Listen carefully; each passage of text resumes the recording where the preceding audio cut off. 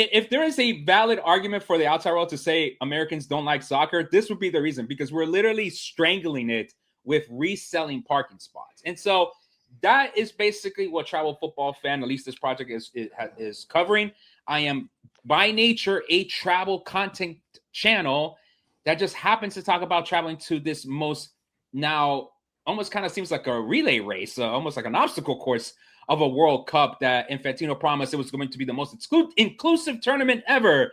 Yet we have 4 countries banned. We have thousands of dollars in ticket prices and parking spots, and in a geography that is continental that I think a lot of people are not fully grasping how much in terms of just flying distance that's going to be. Yeah.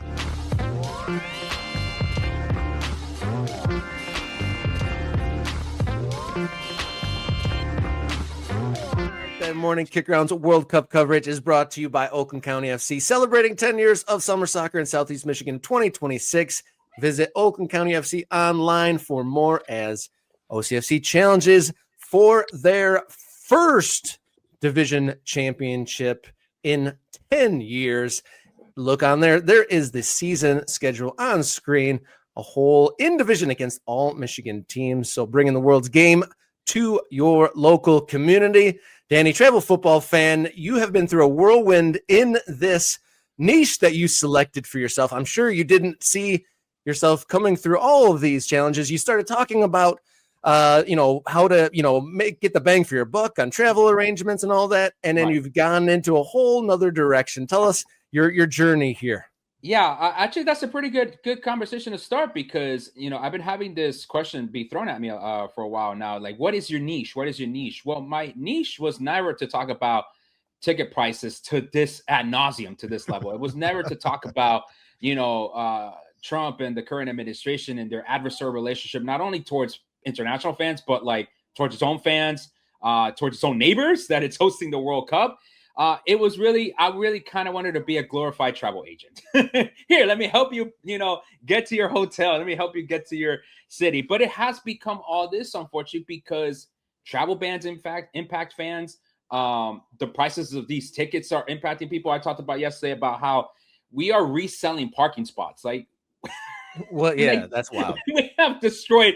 If there is a valid argument for the outside world to say Americans don't like soccer, this would be the reason, because we're literally strangling it with reselling parking spots. And so that is basically what Travel Football Fan, at least this project is covering.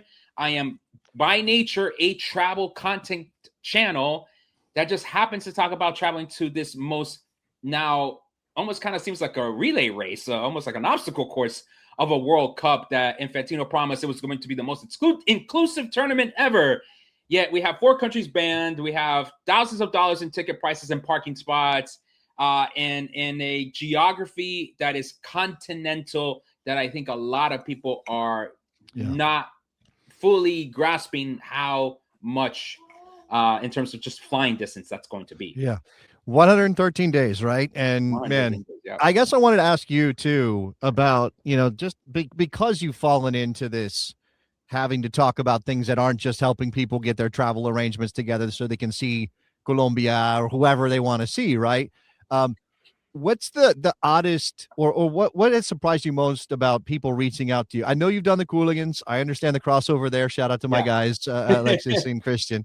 Rob was telling me that you've met Mamdani. Is that right? So you've been everywhere, man. This has turned you into a mini celebrity on some level. Well, yeah. And I guess you could say that, I think as a Colombian in the immigrant story of, I was born here, but my parents being from Colombia, like in terms of the immigrant business, right? Because there's always like an inside joke among Colombians that, like, oh, we come here, we always set up a business. And really, in many ways, this was supposed to be a business. It was supposed to consult people how to travel and, be successful in that way.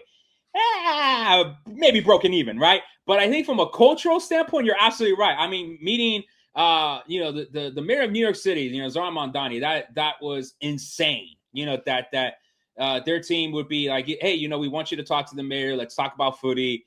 And look, he knows ball. As much as his disappointment is, he's an Arsenal supporter, and he pretty much said, "Don't ask me about Tottenham." I was like, okay, this guy actually really feels the sport, which is fantastic to see, right? But I think going beyond that, it's trying to help people understand that at the end of the day, sports is political. It's always been political. Soccer's always been political. And the only way to fix some of these problems that we're dealing with, because it's just been thrown right in our faces, is through politics. Mayor Mamdani, at least the only politician in the United States speaking out against these World Cup ticket prices and the whole entire process, either Republican or Democrat, right? It's the only one. We need more people like him to be in positions of power and influence to be able to start pushing back for the fans, because, yeah, this is absolutely ridiculous how everything's turned out. So with all that said, can you come with some good news? We talked about, like, obviously the reselling. You're saying, as you say, soccer's being choked out to a degree with just the way things are being sold and resold. What is a good story that you can bring to us with the preparation for the World Cup just over 100 days now? Yeah, absolutely. I think a good story is these base camps and how these teams are at least letting fans know ahead of time where they're going to be. And they're setting themselves up in places that you really wouldn't think otherwise would be hosting soccer season. For example, the Ivory Coast is going to be set up in Wilmington, Delaware. Great field story for the community there. My nephews live in Dover, about 45 minutes away. So, like, that's a great opportunity for them to just go and see the Ivory Coast train. Like, that is a very cool cultural experience in that respect, right? At least when it comes to the fan festivals, New York, and I kind of had to shout them out for infamously, they're the only ones that have yet to announce the $10 entry fee. Everyone else has been kind of like, no, we're not going to do that. We're actually going to keep it free. Although the only, maybe downside is less time, right? At least in some of the U.S. cities, they're not going to be as fully active to 39 days. But I will say the fan festivals are still there. In Mexico, there's still, at least Guadalajara, Ciudad Mexico, still committing to 39 days. I've been hearing mixed news from Monterrey as to whether they might cut back just given the quality of the games they got. But overall, the fan festivals are there. That should hopefully be at least a moment where fans can at least enjoy the game, at least, together and not have to deal with a lot of these pricing issues, not to deal with hopefully not a lot of the social political issues that we're dealing with, and just be able to enjoy the game in that respect. So at least there's that good news in that respect. Yeah, I mean, yes. So again, though, but even not, I mean, you mentioned the drawn down fan fest in some places. It still feels like FIFA exploded the World Cup to 48 teams, brought in 3 massive countries to host it, obviously centering the U.S. And then, yes, some of this is political, but a lot of it is like it just from an economic perspective, it's regressing from what it used to be, or in terms of the celebration, right? And I think there was always going to be a question of whether or not America really celebrated the World Cup like Brazil would, or like a traditional soccer country would. I mean, we know there are people like you, there are people who will support every nation that's in this tournament who live in this country, and I think that's a strength of this country. And yet that's the part. And I hate I'm going negative again, but we're back here to I think maybe let's spin it to a positive, Jason. Let's spin it to a positive. I think this is what's going to force the rest of the world to see where soccer is consumed in the United States. And that is going to be even more hyper local. And I think that's going to be our role as content creators and as journalists, as the soccer community as a whole in the United States, to really highlight the hyper locality of how we enjoy soccer. The fact that, for example, here in Northern Virginia, Island Four Courts, like that has been recognized as one of the soccer bars in this country, because you have a bunch of teams, going there to celebrate their football there. So I think that is maybe could be one of the good news. Excuse me, my baby's also trying to complain about some of the things that are going on right now. Let me pick her up for 2 seconds. I would say definitely that's where people are going to realize, oh no, this country loves soccer. It's just the economics is forcing us to take a different look at it. Yeah. One of the kind of flashpoints or current stories that's ongoing that seems pretty wild to me is the whole Foxborough situation, where the local town manager is saying that they are not going to pay for the security costs, which is like $7-8 million. Yeah. And it's getting pretty close, obviously, to the date where there's supposed to be games there. So what can you tell us about that situation? I mean, again, that's all. And if when people say, politics and sports don't mix, well, that's exactly when it mixes, right? Budget decisions, right? I'm not going to show my baby here in front of the screen, but I'm just trying to makes her feel so okay right here. But no, I would say the budget decisions. This is where at its sausage making core, this is where politics and soccer meets. You have to decide, hey, this stadium needs $8 million, which in my honest opinion, why isn't the owner of the stadium putting up the $8 million? Kraft, right? Because he's on the board of that decided Boston would host the games, and now he doesn't want to pay anything a little extra to make sure that the games go out successfully. You can go on a whole tangent about that, right?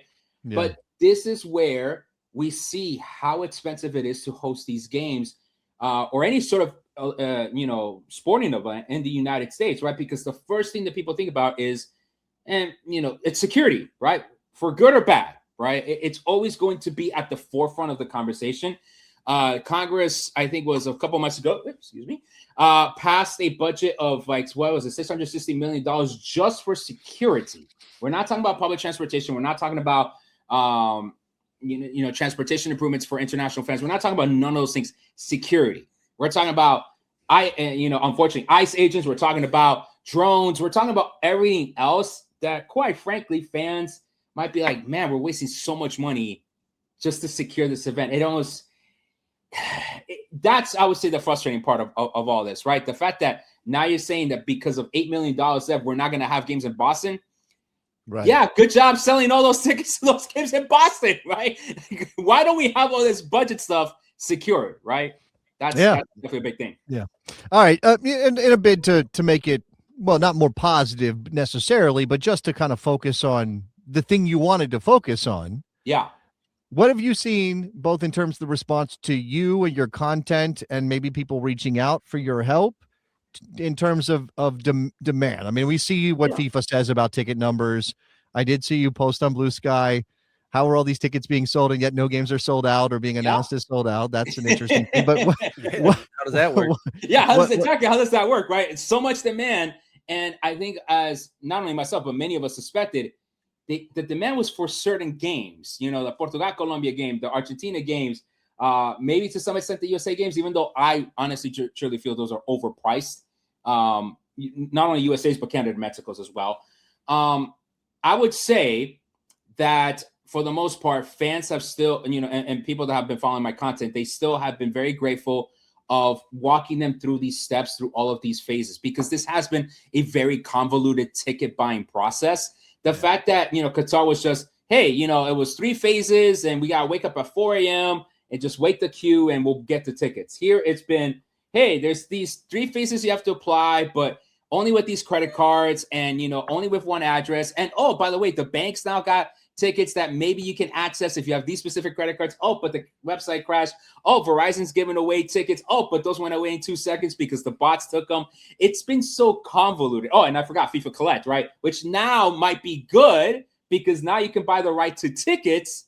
Granted, you have to shop around to see which one is the best deal. My point is this is too convoluted. This is almost what I've called planned negligence on FIFA to not properly communicate what this process would be and create all of this FOMO, whether it's a marketing strategy or not. It is really a FOMO strategy to get people so desperate to buy overpriced tickets and then still haven't planned their travels yet. So this is really going to hurt especially the American tourism industry a lot, because people are realizing they can't even go to the game, to the city over. They're really only forced to go to the games within their cities. And, the fact that the cities are saying, oh, we're going to make billions of dollars off of this World Cup.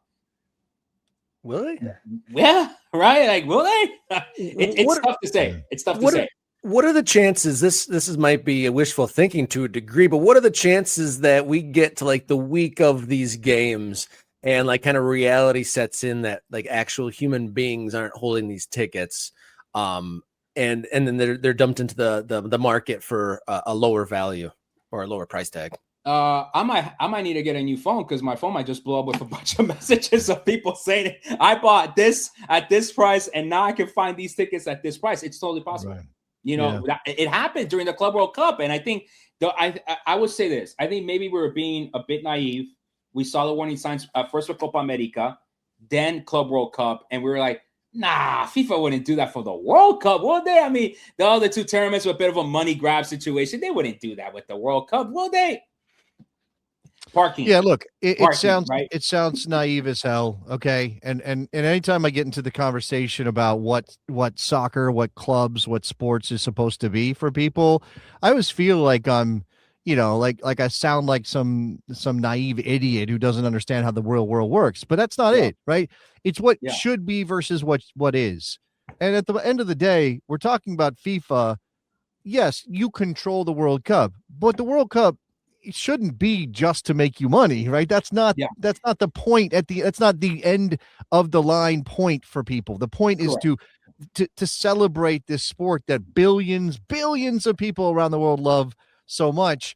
And as custodians of that, there should be a limit to your avarice. Should be a limit to just how greedy you should be acting as the people organizing this tournament. And absolutely. This feels like the max out of that, right? Yes. Yeah, no, it absolutely is. And I will say that, where is U.S. soccer in all this, unfortunately?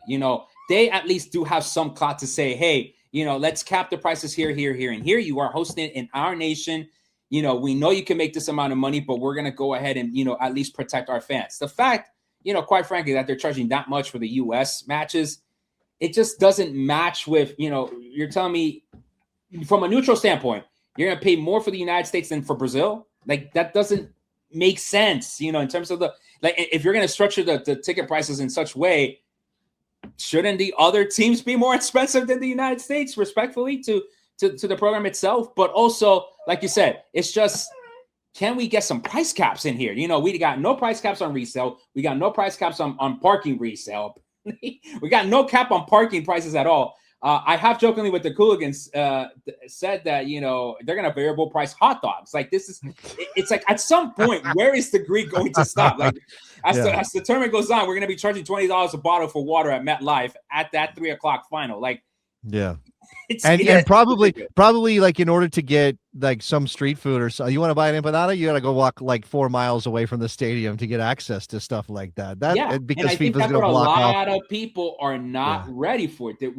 We're really not ready for unfortunately, for all the negativity that is going to come. And I know someone commented on one of my posts last night, like, man, you just took this page in a different direction. Where's the positivity? It's like, I wish I could give more positivity. I wanted to do more positivity. Don't get me wrong. I wanted to do more positivity, right? But when you have so many issues in front of you, you do have to call it out. And I do feel, as a person that has worked in politics, that lives in DC, like, I'm in the middle of all of this going on right now. I feel like it was important for people to understand why these things are happening, or at least understand why we're not doing enough to stop it. Yeah. I'm laughing about the thought of halftime hot dog price surges. Oh, my goodness. That's funny. But I have seen, and on a good note with you, you are actually going to get to go to a game, though. I saw you have a ear-to-ear smile talking about landing yourself a ticket before you go. Where are you going? Yeah, so we're going to be going to Mexico City and to Guadalajara to see at least Colombia's 2 initial games in the group stage. So that'll be against Uzbekistan and against the playoff that will probably be DR Congo. And so hopefully this little one will be able to join me there at the same. We're going to have to buy her some really good headphones, because that's going to be 80,000 Colombians cheering, hopefully for some goals. That's going to be craziness there. But there you go. Yeah, so hopefully, we got those tickets. All right, honey, we'll wrap up. Yeah, wrap it up. She's saying, wait, we got to go. But yeah, hopefully, will be 2 amazing games. And it's all right. It's the wonder. I bet it's going to get memed and everything. But yeah, basically, Vamos Colombia. I can't wait to see him in Mexico. She's also half Mexican, so it's just, it actually, I got an easy cop out in that respect. One day that's going to be a problem, but not yet. Not yet for her. Not yet. Absolutely. Big thanks, Danny. Thank you very much. Fan. Check out his spot on Instagram and all the other social media platforms. Travel Football Fan, giving us the information on all things World Cup and World Cup travel. Thank you so much for joining us on Kickathon 2026. And as always, Morning Kickaround's World Cup coverage is brought to you by Oakland County Football Club, celebrating 10 years of summer soccer in Southeast Michigan in 2026. Visit Oakland County FC online, Instagram, and online to get to the schedule, player announcements, and a lot more to come. Big announcements coming along the way. And you can see right there on screen the schedule for Oakland County FC on their quest for the first Great Lakes Division Championship in USL 2.